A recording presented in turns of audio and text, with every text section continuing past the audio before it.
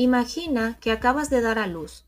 Sientes la felicidad de tener a tu bebé en brazos, pero, sin saberlo, en ese mismo hospital te han hecho algo irreversible. Cuando intentas tener otro hijo años después, descubres que es imposible. Te operaron sin tu consentimiento, sin informarte de que nunca podrías volver a quedar embarazada.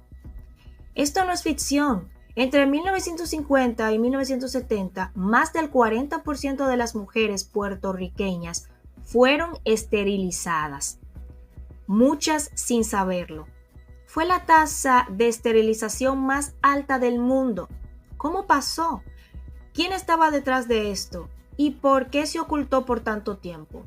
Hoy vamos a revelar una de las historias más oscuras de Puerto Rico. Aunque tenía un gobierno local, Puerto Rico estaba bajo el dominio de los Estados Unidos. En el siglo XX, Estados Unidos promovió la idea de que Puerto Rico estaba superpoblado y que esto era una amenaza para el desarrollo económico. La solución: en vez de mejorar la economía, decidieron reducir la natalidad. La esterilización masiva se convirtió en una política de Estado. Pero, ¿cómo lograron que miles de mujeres fueran esterilizadas sin su consentimiento real? La Ley 136 de 1937 permitió que Puerto Rico financiara la esterilización con dinero federal. Muchas mujeres eran operadas después del parto sin entender que la ligadura de trompas era permanente.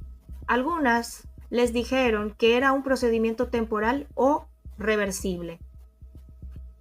Presión en las fábricas. Empresas en Puerto Rico ofrecían incentivos a las trabajadoras para que se operaran.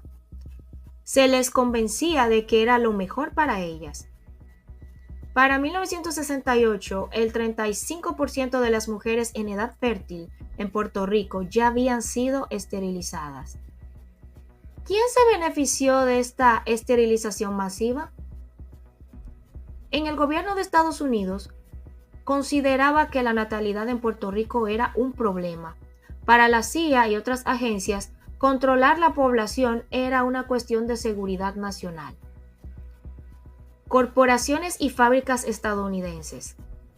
Empresas como Baxter y Pfizer querían empleadas sin interrupciones por maternidad.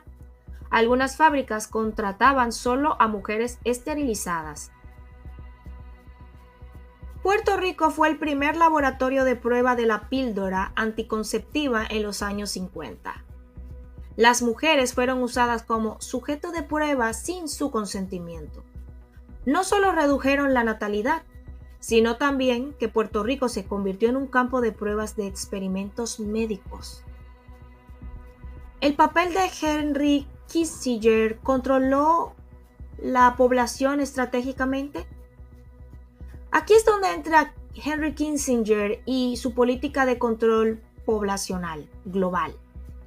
En 1974, Kissinger redactó el Memorándum de Seguridad Nacional 200 NSSM, un documento secreto donde argumentaba que el crecimiento poblacional en países en desarrollo representaban un peligro para los intereses de Estados Unidos. El memorándum planteaba la necesidad de reducir la natalidad en regiones claves, especialmente Asia, África y América Latina. Aunque Puerto Rico no fue mencionado directamente, el caso de la isla encajaba perfectamente en la estrategia de los Estados Unidos. Puerto Rico era un laboratorio de control poblacional desde los años 50.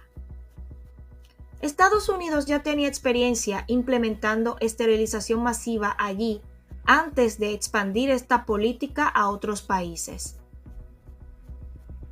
El NSSM 200 establecía que en Estados Unidos debía intervenir en la natalidad de otros países para proteger sus intereses económicos y políticos. ¿Fue la esterilización masiva en Puerto Rico un experimento antes de aplicar estas políticas a escala global? Las consecuencias devastadoras. Miles de mujeres descubrieron demasiado tarde que nunca podrían volver a tener hijos. Depresión, ansiedad y sentimientos de culpa marcaron a toda una generación de mujeres. La esterilización masiva redujo drásticamente la tasa de natalidad en Puerto Rico, alterando la composición poblacional. Un testimonio de una mujer llamada Dolores Báez denunció: "Me dijeron que era un método de control de natalidad, pero nunca me explicaron que nunca podría volver a ser madre". El despertar y la lucha por la justicia. En los años 70, activistas comenzaron a denunciar estas prácticas. El Comité de Derechos Civiles de Estados Unidos investigó el caso en 1974 y determinó que las campañas de esterilización fueron coercitivas y una violación de los derechos humanos. Se suspendieron los programas, pero el daño ya estaba hecho. Este caso fue un claro ejemplo de cómo el gobierno puede manipular la vida de las personas sin su consentimiento. ¿Genocidio silencioso? Cuando hablamos de control poblacional, muchos piensan en teorías de conspiración, pero esto no fue una teoría, fue real. Miles de mujeres fueron privadas de sus derechos de decidir sobre su propio cuerpo, sin su consentimiento real. El caso de Puerto Rico demuestra estas políticas existen y que lejos de ser un error fueron implementadas con conocimiento de causa.